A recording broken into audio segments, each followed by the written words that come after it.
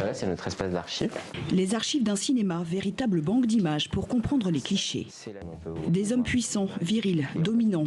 Toujours la même image qui s'est imposée dans la société. Elle a très tôt interrogé Sofiane sur sa propre masculinité. Le prof d'éducation islamique, il nous séparait. Et du coup, justement, parce que moi, je rentrais pas un peu dans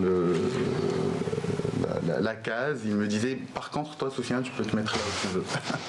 Il va donc aujourd'hui questionner des hommes sur ce concept figé. Si c'est lui qui est porteur de cette réflexion-là, je pense qu'il y a une identification aussi par rapport à d'autres hommes. C'est tout l'intérêt de sa démarche, parler ouvertement de masculinité à travers un podcast inédit. Dans Meshir Rjoula, le podcast 100% marocain, qu'est-ce que c'est qu'être un homme pour toi?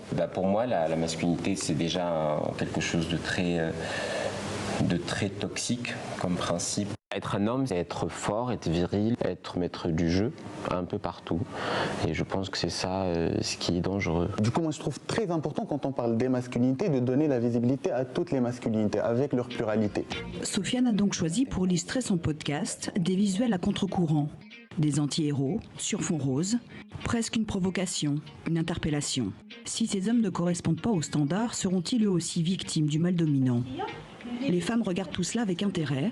Elles représentent 60% des auditeurs du podcast. Dans cette association pour mères célibataires, entendre un homme parler problèmes de genre et féminisme est salvateur. C'est tellement beau, tellement motivant. Et si ça nous renforce et nous donne beaucoup d'espoir. Le podcast remonte à la source du problème. Qu'est-ce qu'être un homme? Tout ça vient de notre éducation. Comment nos parents, la rue et l'école nous ont éduqués. Un héritage désormais discuté avec ce podcast comme outil de réflexion. Déjà matière à débat dans des associations, mais aussi dans les écoles, avec des élèves de lycée.